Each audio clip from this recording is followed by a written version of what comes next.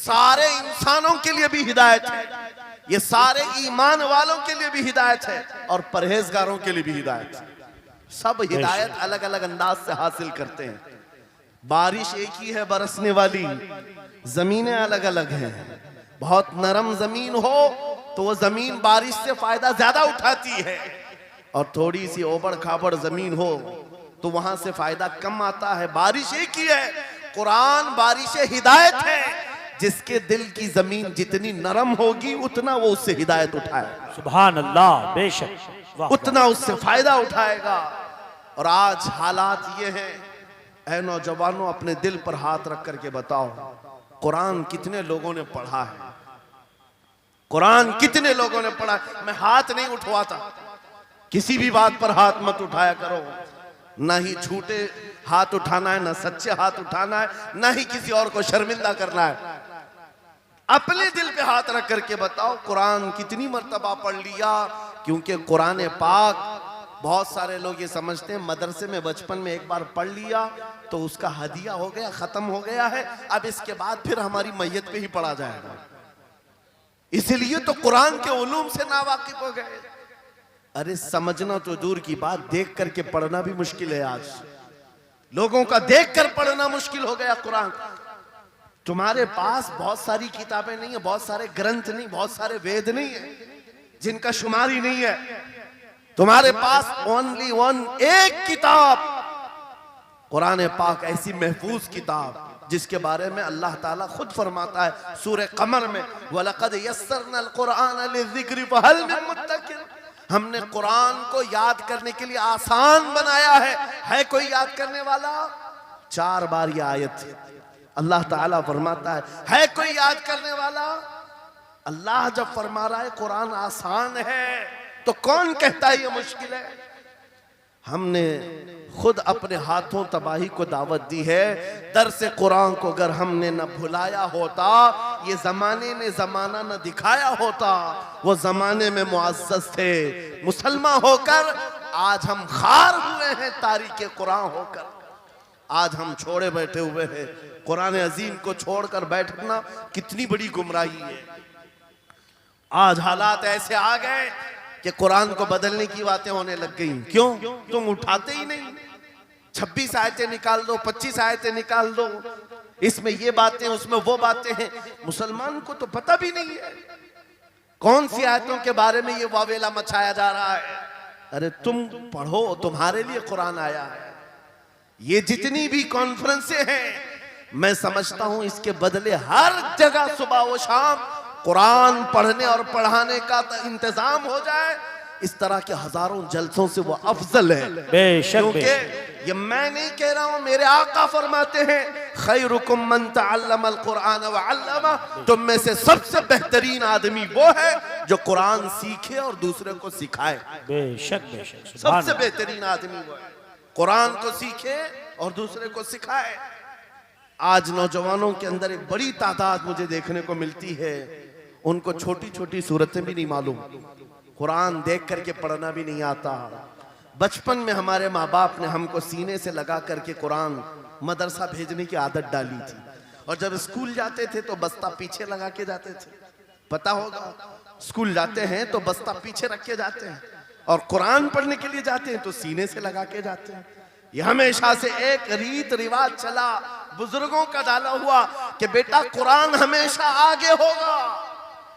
लेकिन शऊर आने के बाद तुमने कुरान को पीछे डाल दिया, पीछे को आगे कर दिया। कोई इल्म ऐसा नहीं जो कुरान में मौजूद नहीं, कोई इल्म ऐसा नहीं। वला रतबिन वला याबिसिन इल्ला फी किताबिन मुबीन।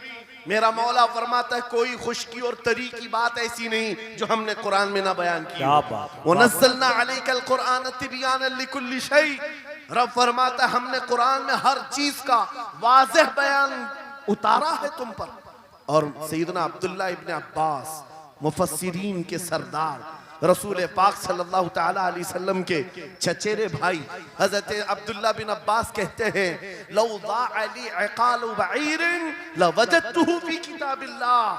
कहते हैं अगर मेरे ऊंट की नकील की रस्सी भी गुम हो जाए, मैं उसको किताबुल्लाह कुरान में ढूंढ लूंगा। क्या बात, वाह वाह वाह वाह। मैं उसको कुरान में ढूंढ लूंगा।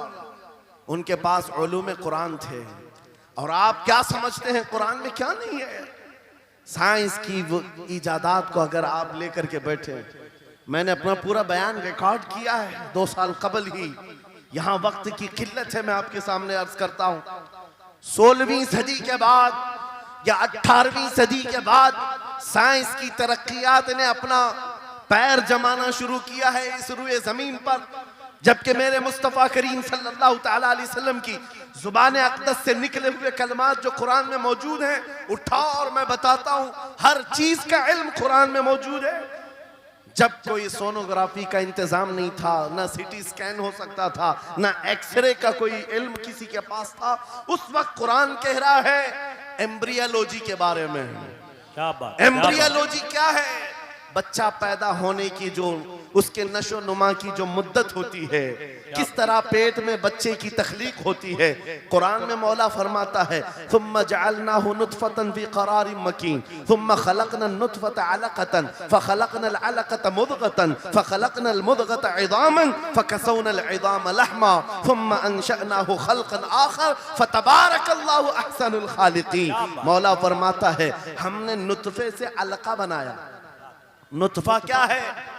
स्पर्म का वो एक कतरा जो मर्द के जरिए से औरत के रहम में जाता है, उसके बच्चे की थैली में जाता है, एक नुतफा, एक बूंद, जिसको नुतफा कहा गया है। मौला फरमाता है हमने नुतफे से अलका बनाया। अलका किसको कहते हैं? साइंस में पढ़ने वाले अगर स्टूडेंट्स हो तो समझ जाएंगे।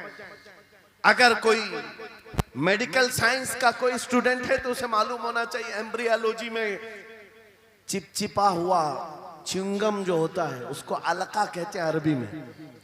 और आज साइंस ये कहती है कि पहले बाप के नुतफे के एक कतरे से एक छोटा सा खून का टुकड़ा बनता है जो चिपचिपा होता है, फिर उसके बाद एक गोश्त का टुकड़ा होता है, फिर उसके बाद उसमें हड्डियां बनती हैं, फिर उसके बाद उस पर चमड़ियां आती हैं, फिर उसके बाद उसकी आंखें, सारी चीजें बन जाती हैं। ये प्रोसेस है 9 महीने माँ के पेट में, और हर एक के वीक्स गिने हुए हैं।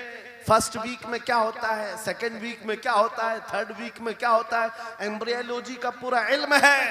साइंस आज 21वीं सदी में इस एम्ब्रियोलॉजी को तुम्हारे सामने ला रही है।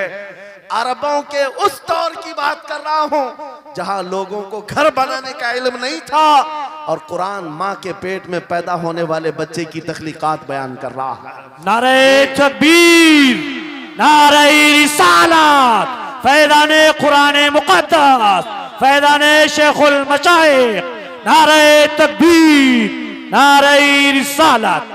वाह वाह। मशहूर साइंसदान है फ्रैंक प्रेस नाम से, जिसने ये थ्योरी दुनिया को बताई कि अरदियात जमीन के अंदर जो वसात हो रही है। और उसके बाद उसने कहा था, फ्रैंक प्रेस नाम का अंग्रेज मुअर्रिख और अंग्रेज साइंसदान ने कहता है जमीन जो है पानी के ऊपर है, और ऐसे ही पानी के ऊपर कोई चादर बिछा दी जाए तो कभी चादर इधर हो सकती, कभी उधर हो सकती है। इस चादर को मजबूत रखने के लिए इस पर पहाड़ों का होना बहुत जरूरी है। ये 19वीं सदी में फ्रैंक प्रेस कह रहा है, और मेरा मौला कुरान में फरमाता है, अल्लाह ताला फरमाता है वल जिबाल औतादा, हमने पहाड़ों को मेख बना करके जमीन पर गाड़ा। क्या बात, वाह वाह, बेशक कि जमीन को हिलने नहीं देते पहाड़। अरदियात का इल्म, एस्ट्रोनॉमी के बारे में, एस्ट्रोलॉजी के बारे में कुरान में मौजूद उलूम आप पढ़ो। जूलॉजी के बारे में, जानवरों के उलूम के बारे में कुरान में पढ़ो। रब ताला परिंदों के उन अशकाल के बारे में बयान फरमा रहा है, ये झुंड के झुंड जाते हैं, जमात की जमात होती हैं। चूंटियों के बारे में पूरी सूरह मौजूद है, इनके खाना तकसीम करने का तरीका क्या है, इनके एक दूसरे को पुकारने का तरीका क्या है, इनमें जब एक चूंटी मर जाती है तो उसको दफनाने का तरीका क्या है। ये कौन बयान कर रहा है? ये कुरान बयान कर रहा है, कुरान पाक बयान कर रहा है। जब तरक्कियात इस कदर आगे आ गई कि मशीनों के सहारे से आज जर्रे को देखा जाता है, परखा जाता है, और फिर दुनिया को बताया जाता है ये हमारी तहकीक है, और कुरान उस जमाने में बयान कर रहा है। मेरे अजीजों, एक बात बताता हूँ, 18वें पारे में सूरह नूर में एक आयत आई है, उस आयत के बारे में मैं बताता हूँ बाद में। लेकिन 18वीं सदी में एक साइंसदान जो अमेरिका की सफर पर था, उसने अटलांटिक ओशियन में एक जगह ऐसी देखी जहां पर इतना अंधेरा है कि हाथ निकालो तो भी नजर नहीं आए, सूरज की रोशनी भी नहीं पड़ती। वापस आकर के उसने कहा मैंने एक ऐसी जगह दरियाफ्त की है जहां सूरज की रोशनी ही नहीं पड़ती और अपनी आंखों को कुछ नजर नहीं आता। अगर हाथ निकाल करके देखो, समंदर के बीचों बीच अटलांटिक ओशियन, ये कोई तालाब का नाम नहीं है। ये लंबा सफर तय करके कोई एक जगह को ढूंढ लिया एक साइंसदान और आकर के दुनिया को बता रहा है मैंने एक ऐसी जगह मालूम की जहां पर खूब अंधेरा होता है, हाथ भी नजर नहीं आता। जब वो आकर के बताता है, एक आलिम रब्बानी ने कुरान की आयत पढ़ी। मौला कुरान में फरमाता है इज़ा अखरज यदहु लम यकद यराहा व मन लम यजअलिल्लाहु लहू नूरन फमा लहू मिन नूर। कुरान में अल्लाह फरमाता ज़ुलुमातुम बअदुहा फौक़ बअद। एक जगह हमने ऐसी बनाई है जहां अंधेरियों पर अंधेरियां हैं, जहां हाथ भी निकालोगे तो हाथ नजर नहीं आएगा। कुरान में 1400 साल पहले ये जब बात आई, उस साइंसदान को बताया गया, ये तो अल्लाह ने कुरान में बयान किया है। अब और ताज्जुब की बात क्या है सुनो। वो आया साइंटिस्ट, कहा ये किसकी बयान की हुई किताब है? कहा मोहम्मद रसूलुल्लाह की, मक्का में पैदा हुए, मदीने में जिंदगी गुजारी, आखिर दिन की। उसने कहा मैं उनके बारे में जानना चाहता हूं। हो सकता है वो समंदरों के बहुत बड़े माहिर थे, वो समंदरी उलूम के बारे में बहुत कुछ जानते थे, उन्होंने जिंदगी का बहुत सारा हिस्सा समंदरों के सफर में गुजारा होगा। उस जमाने में उनको अटलांटिक ओशियन में मौजूद ये अंधेरा कैसे पता चला? ताज्जुब की बात है, हैरत की बात है। जब उस साइंसदान से कहा गया ए अजीज, हकीकी बात तो यह है कि पूरी 63 साला जिंदगी में मेरे आका एक बार भी समंदर के पास नहीं गए, एक बार भी इत्तेफाक नहीं हुआ।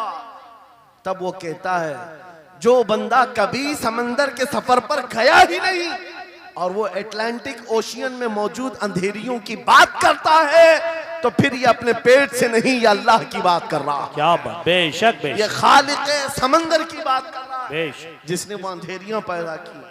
मेरे अजीजों, आपसे मेरा खिताब इसलिए है कि जो ज़ख़ीरे अल्लाह ताला ने हमारी किताब मुक़द्दस में रखे हैं, इसको हल करते करते लोगों के बाल सफ़ेद हो गए और तुम तो अखलाक सीखने के लिए ऐसे लोगों के पास जाते हो जिनको पेशाब करने का तरीका नहीं मालूम। क्या बात, बेशक।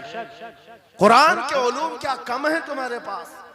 अब मैं आता हूँ, ये तो साइंसी बातें हो गई, मैथमेटिक्स तो पूरा कुरान में इतना है, बयान करते करते मैं सुबह कर डालूं।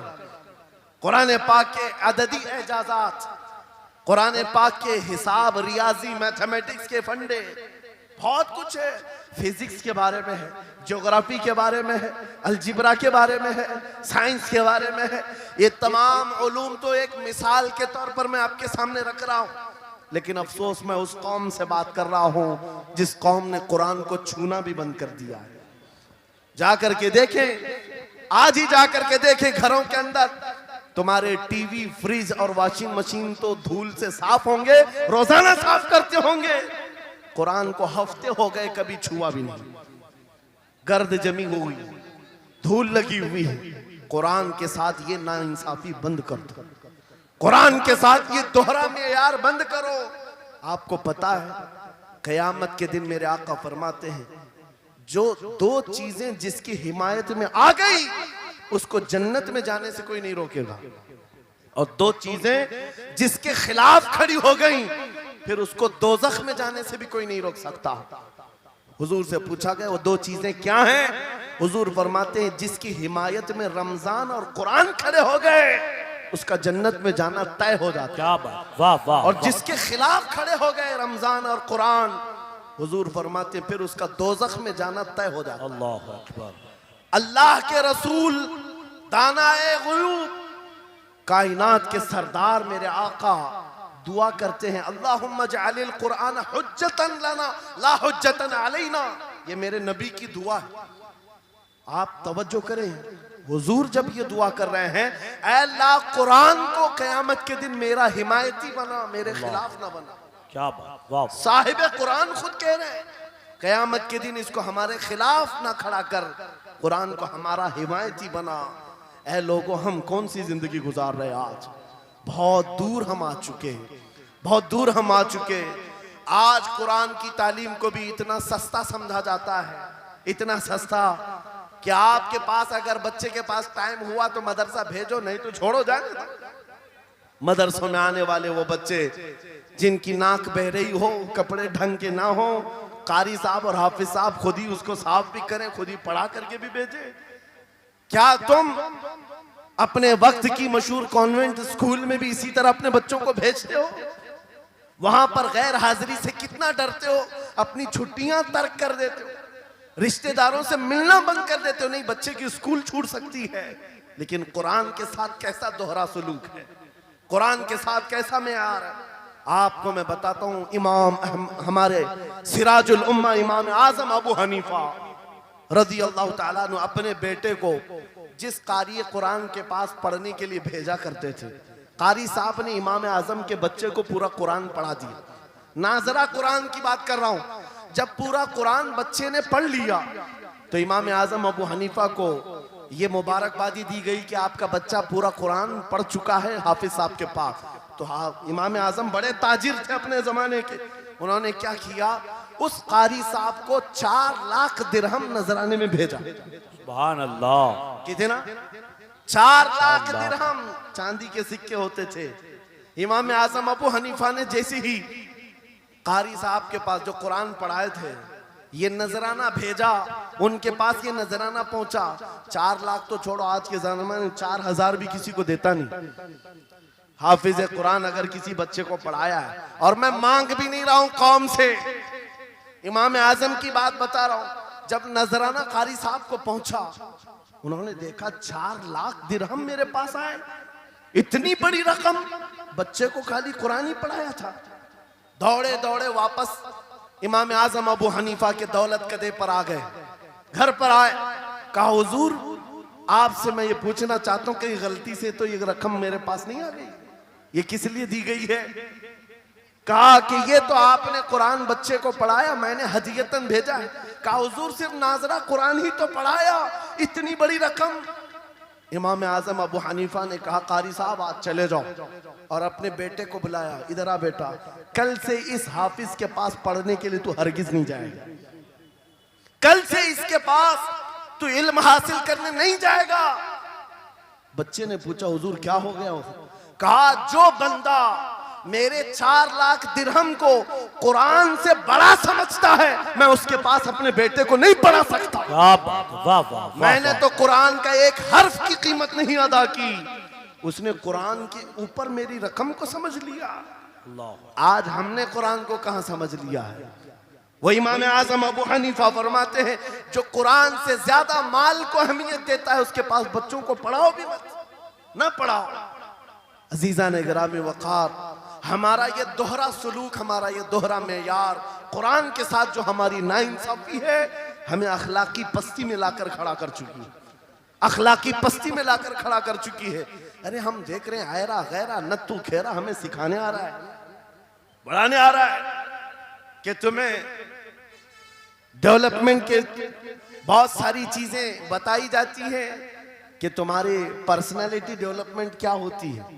अलीगढ़ वाले तो नौजवान बहुत सारे जो स्टूडेंट्स हैं जानते होंगे, बीए कर लिया, एमए कर लिया, बीकॉम कर लिया या कुछ भी कर लिया, डिग्री हासिल कर लिया। बड़ी बड़ी कंपनियां आज पूछती हैं कि इसके पास पर्सनालिटी डेवलपमेंट है या नहीं। ये क्या है पर्सनालिटी डेवलपमेंट? कुछ बड़े बड़े शहरों के नौजवान हमारे पास आए थे, कहा हम कोर्स कर रहे हैं। कहा मैंने पूछा इसमें होता क्या है? कहा इसमें सिखाया जाता है बैठना कैसा है, लोगों से मिलना कैसे है, खाने के लिए बैठे तो चम्मच कहाँ रखना है, बर्तन कहाँ रखना है, लोगों से हैंडशेक कैसे करना है, ये सारी चीजें सिखाई जाती हैं। मैं नौजवानों से पूछा कि अच्छा कितने महीने का? कहा कहीं 6 महीने का, कहीं साल भर का। कहा अफसोस है उस कौम पर जिसका रसूल आया था ये कहते हुए बुइस्तु लिउतम्मिम मकारिमल अखलाक, मैं सबसे बुलंद अखलाक सिखाने आया हूँ। उस रसूल की उम्मत आज ऐसे लोगों के पास अखलाक सीखने जा रही है जिसको हलाल और हराम की तमीज नहीं, जिसको खड़े होकर पेशाब करने में फख्र लगता हो, उसके पास तो ये अखलाक सीखने जा रहे हैं, पर्सनैलिटी डेवलपमेंट सीखने जा रहे हैं। और मैं तुम्हें बताता हूं कुरानी अखलाक क्या है। मौला करीम ने अपने हबीब को जो बयान किया है, सूरह लुकमान उठाओ, बाप अपने बेटे को नसीहत क्या क्या करता है, अगर 3 आयतें भी पढ़ लो तुम्हारी जिंदगी सुधर जाएगी। लुकमान हकीम अपने बेटे से कहते हैं, या बुनय्या अक़िमिस सलात वअमुर बिल मारूफ वन्हा अनिल मुनकर वस्बिर अला मा असाबक। ऐ बेटा, नमाज पढ़ा कर, बुराइयों से बचा कर, अच्छाइयों की बात कर, जो मुसीबत आए उस पर सब्र कर। ये सिर्फ जुमले नहीं है, ये जुमले नहीं है। लुकमान हकीम ने अपने बेटे को जो डराया था, कुरान कहता है, या बुनय्या इन्नहा इन तकु मिस्काल हब्बतिन मिन खरदलिन फतकुन फी सखरतिन औ फी समाई औ फिल अर्दी याति बिहल्लाह। आज हर बाप को चाहिए कि ये नसीहत अपने बेटे को करे। क्या बात, हर बाप अपने बच्चे को ये बात बताए, सुनो क्या लुकमान कहते हैं, बेटा बुराई अगर तूने कर लिया, ये मत समझना कि मैं रात के अंधेरे में छुप कर लिया। आज तुम्हारे हाथ में मोबाइल गुनाहों का अड्डा बन करके आया है। सिर्फ एक टच स्क्रीन पर सारी दुनिया तुम्हारे सामने नंगी नाचती हुई नजर आती है। कितने नौजवानों ने अपने अखलाक का कत्ल कर लिया है, उनकी आंखें हया से नापाक हो गई हैं। कितने लोगों ने अपना नूर ईमान बेच दिया। मोबाइल की स्क्रीन पर चलने वाली इन बेहया तस्वीरों पर कितने तो फरेफ्ता हो गए, कितने जवानी बर्बाद कर चुके हैं। तुम क्या समझते हो मेरे अजीजों, एक जवान ने मुझे बताया था, रात के वक्त मैं तन्हा मोबाइल लेकर बैठा था, अचानक पर्दा हिला तो डर लगा, जल्दी से स्क्रीन ऑफ किया, बैठा। मुझे लगा माँ आई होगी, बाप आया हो, कोई आया होगा, लेकिन कोई नहीं। पर्दा हिला, एक बिल्ली आई थी, इससे भी डर लग गया। मैंने कहा पर्दे के हिलने से इतना डर है कि कोई आ जाए, तेरा ईमान कहां गया? वो मौला कहता है, यअलमु खाइनतल अयुनि वमा तुख्फी सुदूर। वो रब तुम्हारे दिलों में गुजरने वाले हालात को भी देख रहा है, बेशक तुम्हारी आंखों की खयानत को भी वो देख रहा है। जब तुम्हारा यकीन ही खत्म हो गया तो क्या करोगे? इसीलिए अरबी का मशहूर मकौला है, इज़ा लम तस्तही फफ़अल मा शिअत वस्ना मा शिअत। जब तुम्हारे अंदर से हया निकल जाए तो जो चाहे करो, जो चाहे कर लो। आज लुकमान हकीम की वो बात मैं पेश कर रहा था, आयत मुकम्मल करता हूँ। बाप अपने बेटे से कहता है, अगर बुराई कर लिया तूने, अगर बेहयाई हो गई, ये मत समझ के बहुत छुप करके किया। आज से 4000 साल पहले लुकमान हकीम कह रहे हैं अपने बेटे से, अगर बुराई तो आसमानों में जाकर करेगा, या पहाड़ के अंदर घुस कर करे, या जमीन के अंदर जाकर करे, कहीं पर भी कर ले। जबकि ये तीनों चीजें उनके जमाने में नहीं थी। न पहाड़ों के अंदर जाकर के करने का तसव्वुर, न जमीनों के अंदर जाने का, न आसमानों में उड़ने का तसव्वुर। ये सब आज के दौर में मुमकिन है। और लुकमान हकीम कहते हैं, अगर तू इन सब जगहों पर जाकर कहीं पर भी करेगा, याति बिहल्लाह, अल्लाह वो तेरे सामने लेके आएगा। बेशक फमन यअमल मिस्काल ज़र्रतिन खैरन यरा वमन यअमल मिस्काल ज़र्रतिन शर्रन यरा। तुम अगर राई के दाने के बराबर भी नेकी करो, अल्लाह वो तुम्हें दिखाएगा। राई के दाने के बराबर भी बुराई करो, अल्लाह तुम्हें दिखाएगा। अखलाक सीखने के लिए दूसरी जगह जाते हो, अगर ये फार्मूला किसी को याद हो जाए, मैं कहता हूं सारे सीसीटीवी कैमरे बंद हो जाए। इस बंदे को कोई बहका नहीं सकता, जिसके दिल में सिर्फ इतना ख्याल है कि मेरा मौला मुझे देख रहा है, बेशक बेशक मेरा रब मुझे देख रहा है। उसकी निगरानी के लिए किसी कैमरे की जरूरत नहीं, किसी सीसीटीवी की जरूरत नहीं। अजीजा ने गिरामी वक़ार, बच्चों के दिलों में अखलाक बाद में आएंगे, अल्लाह का खौफ उनके दिल में डालो। अल्लाह देख रहा है, एक दिन तुम्हें हाजिर होना है, सब लाया जाएगा, सब लाया जाएगा। जो कुछ किया था, जो कुछ कहा था, सब लाया जाएगा। लुकमान हकीम ने अपने बेटे को अखलाक सिखाया। क्या सिखाया? वक़्सिद फी मशीका वग़दुद मिन सौतिका इन अनकरल अस्वाति लसौतुल हमीद। चलना हो तो मियाना अंदाज में चलो, ऐसे नहीं कि अकड़ कर चलना है या झुक कर चलना है। एतदाल के साथ चलो और आवाज को नरम रखा करो। बेशक कुरान कहता है सबसे बुरी आवाज गधे की आवाज है। लोग आज चिल्लाते हैं एक दूसरे को, ठट्टे मारते रहते हैं। ये महफिलों के आदाब भी नहीं, ना ही तुम्हारे अखलाक हैं। इसीलिए शेख सादी ने फरमाया है, तामर्द सुखन न गुफ्ता बाशद ऐबो हुनरश न हुफ्ता बाशद। जब तक आदमी बात नहीं करता उसकी अच्छाइयां भी मालूम नहीं होती, उसकी बुराइयां भी नहीं मालूम होती। बेशक जब बात करता है तो पता चल जाता है इसके अखलाक कैसे हैं। बात करता है तो समझ में आ जाता है कौन सी कैटेगरी का है। इसलिए अपनी जुबान को ऐसी रखो कि दुनिया तुम्हें आला नस्ल का समझ सके। बात करो तो तमीज के साथ, चीख पुकार करना, एक दूसरे को इस तरह से बात करना नौजवानों में आज आम हो गया।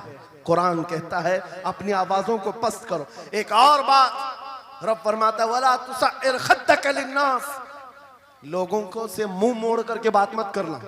सामने तुम्हारे कोई खड़ा है और तुम इधर घूम करके बात कर रहे हो, ये आज फैशन हो गया है। पीछे पलट करके बात करना, इधर देख करके उसको बात करना, लोग ये समझते हैं फैशन है। मेरा मौला फरमा रहा है ये अखलाक से गिरी हुई हालत है। जब बात करो तो आमने सामने, लोगों से मुंह टेढ़ा करके बात ना करना। ये अखलाक कौन सिखा रहा है? ये कुरान अजीम है। तुम पर्सनालिटी डेवलपमेंट सीखने की बात कर रहे हो, तालीमात इस्लाम को छोड़कर क्या पर्सनालिटी डेवलपमेंट हासिल कर पाओ? तुम्हारे पास सब कुछ है लेकिन सीखना नहीं चाहते। आज तक नौजवानों में से मुझे कोई मिला नहीं इस तरह से कि लोग आते हैं, मुफ्ती साहब बीवी को 2 तलाक दे दिया, 3 तलाक दे दिया, अब क्या करना है, इद्दत कैसे गुजारना है? या ज्यादा से ज्यादा दारुल इफ्ता में आते हैं, मुफ्तियान इकराम होंगे, झगड़े के मसाइल लेकर के आते हैं, बाप मर गए, इसको कितना मिलना है, इसको कितना मिलना है। अरे जिंदगी गुजर गई, कभी आ करके ये क्यों नहीं पूछा मेरे घर में मंगनी हो रही है, शादी हो रही है, ये बताएं मेरे मुस्तफा ने कैसे शादी की? क्या बात है, क्या बात, बेशक। ये क्यों नहीं पूछा? मैं बीमार हो गया हूं, मुझे बताएं रसूलुल्लाह ने बीमारी के आलम में क्या कहने का हुक्म दिया? क्या बात, अगर तलब हो मेरे नबी के पीछे चलने की तो बंदा ढूंढ ढूंढ कर चलेगा, बेशक, ढूंढ ढूंढ कर चलेगा। बेशक। हजरत इमाम अबू यूसुफ के बारे में और बाद में इमाम अहमद बिन हम्बल के बारे में कहा कि आपने कलिंगड़ खाने का बहुत शौक था, तरबूज, आप तरबूज कहते हैं? हाँ, हमारे यहाँ मुंबई में इसको कलिंगड़ कहते। और उन्होंने ये कहा कि ये सुन्नत भी है। मुझे रिवायत मिली है कि हुजूर ने भी खाया लेकिन जिंदगी भर खाए नहीं। मुरीदीन ने पूछा कि हुजूर जब सुन्नत भी है और आपको शौक भी है, खाते क्यों नहीं? कहते हैं अब तक मैं वो तरीका ढूंढ रहा हूं कि मेरे नबी ने कितने टुकड़े करके खाए। अल्लाह अकबर, अल्लाह अकबर, वाह वाह। मुझे वो तरीका चाहिए। हुजूर के पीछे चलने वाला ढूंढ ढूंढ करके अमल करता है। और आज हमने जिंदगियां ऐसी बनाई हुई हैं कि लगता है दारुल इफ्ता, मुफ्ती और उलमा सिर्फ तलाक के लिए हैं, ये इद्दत के मसले पूछने के लिए, विरासत के मसले पूछने के लिए। अरे हमें भी काम दो, हम ढूंढ ढूंढ कर तुम्हें बताएं मेरे नबी चलते कैसे थे, मेरे नबी बात कैसे करते थे, लोगों से मुसाफा कैसे करते थे, लोगों के सामने आते तो कपड़े कैसे पहनते थे, मेरे नबी की नमाजें कैसी थी, हुजूर जब दस्तरखान पर बैठते कहां से शुरू करते कहां से खत्म करते। इस काम पर भी तो उलमा को लगाया करते ताकि तुम्हें पता चलता मुझे कहीं और से अखलाक सीखने की जरूरत नहीं, दुनिया के सारे अखलाक मेरे नबी के कदमों में मौजूद है। नारे तकबीर, नारे रिसालत, फैज़ाने खानकाए बरकत, फैज़ाने खानकाए बरकत, शेरे रज़ा, शेरे रज़ा, फैज़ाने शेखुल मशाइख, नारे तकबीर, नारे रिसालत, वाह वाह। दर्स कुरान को अगर हमने न भुलाया होता, ये जमाने ने जमाना न दिखाया होता। इको बंद कर दो, इको। कुरान पाक के सिलसिले में मुझे बयान करने का हुक्म दिया गया, बस मैं वही बातें कर रहा हूं।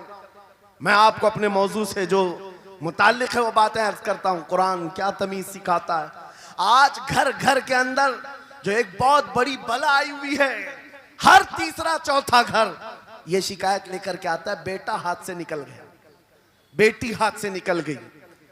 माँ बाप इस बात के लिए रोज परेशान है, बेटा हाथ में नहीं आता, बेटी हाथ में नहीं आती। जहां ये जवान हुए 10वीं पास किया, ये मुंह दिखाते हैं हमको, आंख फिराते हैं हमको। फरमा बरदार बच्चों की कमी बहुत कम हो गई। गलती इन बच्चों की नहीं, उन माँ बाप की भी है। तुमने इनकी तरबियत तो खिलौनों से की है, इनकी तरबियत में तो तुम चाहते थे कि हर संडे इनको पिकनिक पर ले जाएं, बच्चा खुश हो जाएगा। इनको घुमाएंगे फिराएंगे, जो बच्चा मांगेगा सब ला कर देंगे। अरे ये 14 साल का नहीं हुआ, हाथ में मोबाइल भी पकड़ा दिया, सब कुछ कर दिया बच्चे के लिए। और अब बाप ये सोचता है ये 16 साल का हो जाए तो मेरी बात मानना चाहिए। एक बात याद रखो, जमीन में अदरक बो करके गन्ना आने की उम्मीद मत रखना। बेशक बेशक। जो बोते हो वही फसल आती है। मेरे नबी ने फरमाया, अल्लिमु औलादकुम सलासा खिसालिन, हुब्ब नबीकुम व हुब्ब अहली बैतिही व तिलावतल कुरानिल करीम। मेरे आका की हदीस है, हुजूर फरमाते हैं अपनी औलाद को सबसे पहले 3 बातें सिखाओ। 3 बातें सिखाओ। क्या है? नंबर 1, अपने नबी की मोहब्बत सिखाओ। बेशक सुभान अल्लाह। क्या होगा इससे? तुम जिस बात के लिए आज परेशान हो ना, 16 साल के बाद मेरा बच्चा मेरा फरमाबरदार बने, याद रखो तुम अगर इस बच्चे को नबी की मोहब्बत डालो, 16 साल नहीं तुम्हारा बेटा 60 साल का होगा, तब भी सर झुकाकर तुम्हारे साथ खड़ा रहे। क्या बात। बेशक बेशक। तुम उसके दिल में अल्लाह रसूल की मोहब्बत डालो, अल्लाह तुम्हारी मोहब्बत उसके दिल में डाले। बेशक बेशक। ये रिटर्न दिया जाता है। नंबर 1 अपने नबी की मोहब्बत, नंबर 2 रसूल पाक के अहले बैत की मोहब्बत। मेरे आका फरमाते हैं बच्चों को सिखाओ। तीसरी चीज कुरान की तिलावत। ये 3 चीजें सिखाओ सबसे पहले बच्चों को। लेकिन इन 3 चीजों से तो हम बच्चों को छोड़ ही चुके। सबसे पहली चीज जो सिखानी थी वो अपने नबी की मोहब्बत। अजीजा ने गिरामी वखार, आज घर घर के अंदर ये जो मुसीबतें आई हैं, माँ बाप की नहीं सुनता। माँ बाप अगर जवान लोग अभी शादी कर रहे हैं तो अभी से तय कर लो, बच्चा होगा, ये ख्वाब नहीं देखेंगे पहले इसको क्या बनाना है। तुम अगर अल्लाह उसके रसूल की मोहब्बत डालने की ख्वाब लेकर उस बच्चे की तरबियत करो, इंशाल्लाह वो डॉक्टर भी बनेगा, इंजीनियर भी बनेगा, प्रोफेसर भी बनेगा, लेकिन साथ में आशिक रसूल भी बने। सुभान अल्लाह सुभान। और जहां ये दौलत लेकर के खड़ा होगा, इश्क रसूल की दौलत लेकर खड़ा होगा, और प्रोफेसर भी हो जाए, डॉक्टर भी हो जाए, कुछ भी हो जाए। देखो मशाइख मारहरा जिनके वालिदैन ने उनकी तरबियत की, उनको दुनियावी उलूम का माहिर तो बनाया है, क्या लेकिन आज तक आपने देखा कॉलेज में पढ़ाने वाला प्रोफेसर लाखों मुरीदीन की दस्तगीरी भी कर रहा हो और उनकी शरीयत और तरीकत को बयान भी करता हो। बेशक। नारे तकबीर, नारे रिसालत, फैज़ाने हसनुल उलमा, फैज़ाने हसनुल उलमा। नारे तकबीर के लिए, वाह वाह वाह। तालीमात इस्लाम के लिए ये घराना आइडियल है। मैं मुबालगा आराई नहीं कर रहा हूँ, मुबालगा आराई नहीं कर रहा हूँ। जहां पर एक बेटे को बाप ने वक्त का एक बड़ा प्रोफेसर बनाया तुम्हारे इसी शहर का, दूसरा बेटा अगर इनकम टैक्स का चीफ बन चुका हो, क्या बात। तीसरा अगर पुलिस की डिपार्टमेंट में डीआईजी या बड़े ओहदे पर पहुंचा हो। लेकिन हमने हर एक को देखा, चाहे ये दुनिया के किसी मकाम पर जाएं, जब ये अपने असलाफ की बारगाह में आते हैं तो सर झुकाए हुए शरीयत के तरीकत के संगम नजर आते। क्या बात। बेशक बेशक। क्यों? इसलिए कि इनकी तरबियत सिर्फ और सिर्फ ट्यूशन के बहाने नहीं छोड़ दी गई थी, क्या कहें, लोगों की गोद में डालकर। जैसे आज लोगों को लगता है बच्चे को पढ़ाने के लिए महंगी स्कूल दे दो, अच्छी से अच्छी स्कूल, और बच्चा आए तो शाम में ट्यूशन के लिए किसी टीचर या प्रोफेसर को दे दो। बच्चा तुम्हारी गोद में आया ही नहीं। संडे संडे तो बाप से बच्चे की मुलाकात होती है, और वो भी पिकनिक के नाम पे होती है। क्या कहें। ये हालात जब बच्चों के साथ तरबियत के होंगे तो ये बच्चे बाप के साथ भलाई का हुक्म मेरा मौला फरमाता है। रब ने तुम्हारे फैसला किया है, अल्लाह के सिवा किसी की इबादत ना करो, वालिदैन के साथ अच्छा सलूक करो। और कैसा सलूक? वला तकुल्लहुमा उफ़्फ़िन वला तनहरहुमा, उनको उफ तक ना कहो, उनको झिड़क कर बात ना करो। नौजवानों याद रखो, जिस दिन तुमने अपनी माँ या अपने बाप को उल्टा जवाब देना शुरू किया, उस दिन से तुम पर रिज्क के दरवाजे बंद हो जाते हैं, बरकत के दरवाजे बंद हो जाते हैं। और ये तो बड़ी बात है, हजरत मौलाना रोम फरमाते हैं, माँ या बाप बच्चे को बात करने में जिस दिन डरने लग जाए, पता नहीं मेरा बेटा क्या समझेगा बोलूं, जिस दिन वो तुमसे बात करने में डरने लग जाए, समझ लो दुनिया का सबसे बुरा दिन तुम्हारा शुरू हो चुका है, शुरू हो चुका है। होना तो ये चाहिए कि तुम्हारी जवानी नहीं, तुम्हारी उम्र बीतने को आ गई, अगर माँ बाप को अल्लाह ने सलामत रखा, चाहे वो बूढ़े बिस्तर मर्ज पर हो, उस वक्त भी अदब के बाजू फैलाए हुए हो, अदब के बाजू। आपको पता है सहाबा इकराम बैठे, मेरे आका सल्लल्लाहु अलैहि वसल्लम, एक खातून आई, रसूल खड़े हो गए, अपनी चादर बिछाया, उस खातून को बिठाया। सहाबा कहते हैं हमने एक खातून को, आई हुई खातून को इतना अदब करते हुए रसूलुल्लाह को पहली बार देख रहे थे। वो खातून आई, बैठी, मुस्कुराई, बातें की और चली गई। सहाबा ने पूछा या रसूलल्लाह, इस खातून का अदब क्या है? मेरे आका फरमाते हैं ये मेरी दाई, मेरी दूध पिलाने वाली माँ हलीमा सादिया है। क्या बात, वाह वाह। पैदा हुए नहीं, दूध पिलाई हुई माँ का यह अदब मेरे नबी ने सिखाया। ये अखलाक कुरान के हैं मेरे अजीजों, कुरान के हैं। याद रखो नौजवानों, इन बूढ़े माँ बाप को आज जितने लोगों ने तरसाया है और उन्हें घुट घुट कर जीने पर मजबूर किया है, वो आज की रात तौबा करके जाएं, तौबा करके जाएं, मुसाफा करें, उनके हाथ चूमें। ये तुमसे क्या तमन्ना रखते हैं? बस इतनी कि तुम अपने पैरों पे खड़े हो जाओ, ढंग का कमाना सीख जाओ। नौजवान को इनका डांटना बुरा लगने लगता है। माँ बार बार चिल्लाती है, बाप बार बार डांटता है, घर छोड़कर भाग गया, फिर उसके बाद याद रखो अल्लाह ताला ऐसे जूतों पर तुम्हें डाल देता है जो तुम्हारी हैसियत के भी नहीं होते, कमतर लोग तुम्हें हाँकते रहते हैं। इससे बेहतर है हमें पैदा की हुई माँ, हमें दूध पिलाई हुई माँ अगर डांटती है, कोसती है, मारती है, ये नेमत है। एक नौजवान के बारे में मैं अक्सर कहा करता, हमारे साउथ का था, बड़ा बिगड़ा हुआ, माँ मेरे पास आई थी, कह रही थी इसको समझा ले, मैं बेवा हूं, मैं बेवा हूं, इसका बाप बचपन में मर गया, ये बच्चा 2 साल का था, मेरा शोहर मर गया, मैं घरों की पतेलियां मांझ मांझ करके इस बच्चे को बड़ा की हूं, लेकिन आज ये औबाश बन गया है।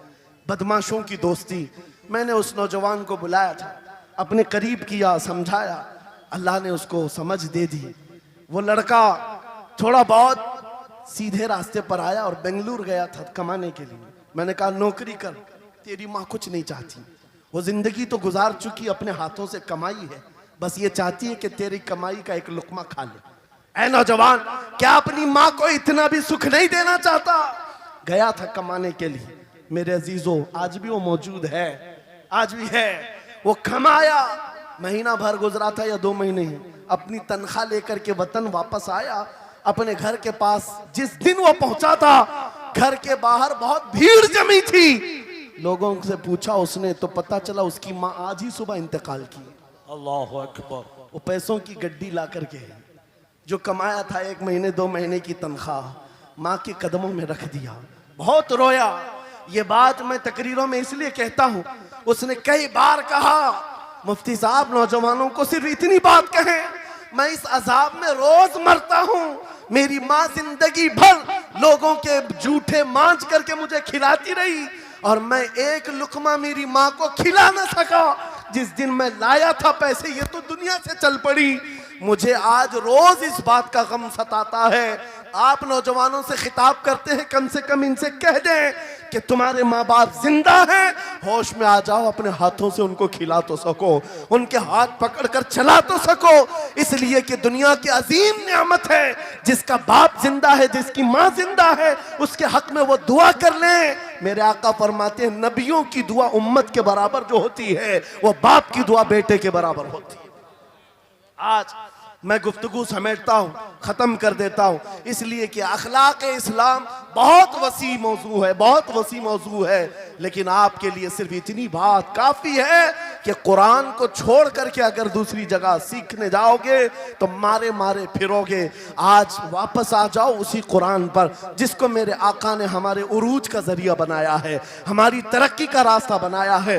जानते हो जब दुनिया के पास पार्लियामेंट नहीं थी, चलाने के लिए उसूल नहीं थे, पूरी दुनिया को कुरान ने उसूल बताए हैं, कानून बताए हैं। इस एक कुरान से फ़िक़्ह हनफी मिला, फ़िक़्ह शाफ़ई मिला, फ़िक़्ह हम्बली मिला, फ़िक़्ह मालिकी मिला। ये तो 4 मैंने नमूने बताए, 1 2 नहीं 18 फ़िक़्ह की तदवीना पूरी दुनिया में मौजूद है। इस कुरान पर लिखी जाने वाली तफसीरों की तादाद पूरी दुनिया की किताबों से सबसे ज्यादा है। 700 तफसीरों के नाम मेरे पास मौजूद हैं। हर तरह से अलग अलग तफसीर की गई है।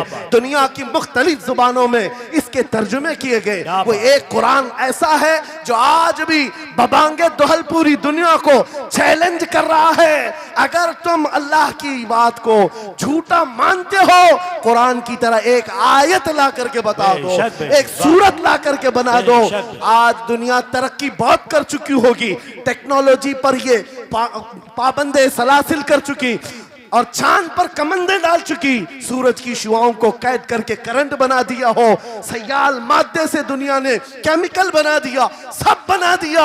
लेकिन एक बात तय है, पूरे इंसान मिल जाएं, पूरे जिन्नात मिल जाएं, मेरा मौला फरमाता है फिर भी वो कुरान के मिसल नहीं ला सकते। बेशक बेशक, वाह कुरान वाह। के मिसल नहीं ला सकते।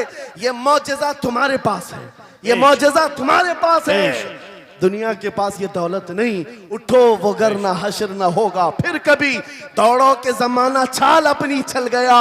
मेरे अजीजों, आखिरी बात, ये सारे उलूम तो कुरान में हैं, अखलाक भी कुरान में है, तिजारत के उसूल भी हैं, शादीशुदा जिंदगी के उसूल भी हैं, माँ बाप के साथ हुस्न सलूक भी है, बच्चों की तरबियत भी है, पड़ोसियों से मामलात भी हैं, उस्ताद और शागिर्द के हुकूक भी बयान किए गए हैं। ये सारे फील्ड अपनी जगह पर, लेकिन कुरान का जो गाज़ा है, कुरान की जो रूह है, कुरान का जो खालिस शहद है, वो क्या है?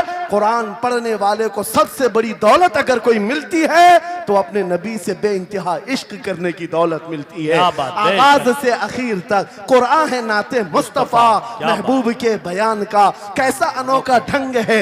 जुनैद बगदादी के जमाने में एक आर्टिस्ट आया था, एक मुसव्विर, लोगों की मुंह बोली तस्वीर खींचता था। अगर कोई आता अपनी महबूबा के बारे में कहता, उसकी आंखें ऐसी, उसकी नाक ऐसी, उसकी भवें ऐसी, उसकी पेशानियां ऐसी, वो उसी तरह से तस्वीर निकालता था, आर्टिस्ट था।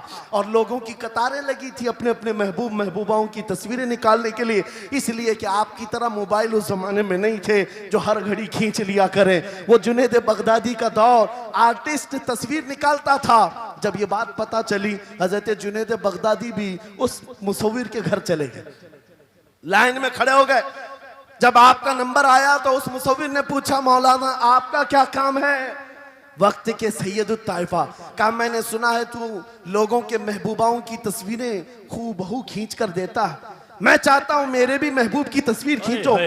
वाह वाह। तो उसने कहा बताओ, कलम लिया बैठा, बताइए आपके महबूब का हुलिया क्या है? जुनैद बगदादी कहने लगे, मेरा महबूब कायनात का सबसे हसीन चेहरा रखने वाला, जिसकी भवें ऐसी थी, जिसके गाल ऐसे थे, जिसकी पेशानी ऐसी थी, जिसके हाथ ऐसे, जिसके पैर ऐसे। उस मुसव्विर ने पूछा बताओ नाम क्या है? जुनैद बगदादी ने कहा मोहम्मदुर रसूलुल्लाह। उस मुसव्विर ने कहा रुको जरा, ये तस्वीर तो ऑलरेडी मेरे पास बनी बनाई रखी है। जुनैद बगदादी ने कहा ये कैसे?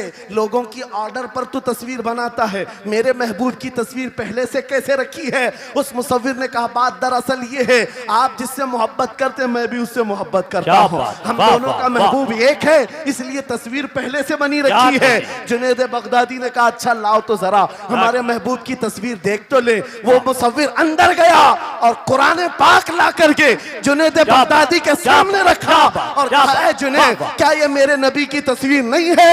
आंखें देखना हो तो पढ़ो, मा ज़ागल बसर हुआ मा तगा, चेहरा देखना हो तो पढ़ो, वद्दुहा वल्लैलि इज़ा सजा, हाथ देखना हो तो पढ़ो, वमा रमैत इज़ रमैत वलाकिन्नल्लाह रमा, अगर कदम देखना हो तो पढ़ो, ला उक़सिमु बिहादल बलद व अंत हिल्लुम बिहादल बलद, अगर सीना देखना हो तो पढ़ो, अलम नशरह लका सदरक व वदअना अन्का विज़रक, अगर इस नबी की गुफ्तार देखना हो पढ़ो, वमा यंतिकु अनिल हवा इन हुवा इल्ला वहयु यूहा, इस महबूब की अताएं देखना हो तो पढ़ो, इन्ना आतैना कल कौसर। बाबा नारे तकबीर, नारे रिसालत, फैज़ाने कुरान मुक़द्दस, फैज़ाने कुरान मुक़द्दस, फैज़ाने खानक़ाह माहिरा, आगाज से आखिर तक कुरान है नाते मुस्तफ़ा, महबूब के बयान का कैसा अनोखा ढंग है। ये तालीमात इस्लाम कॉन्फ्रेंस है, कुरान की तालीमात से ये बात मुझे कहना जरूरी था। कुरान सिर्फ अखलाक की तालीम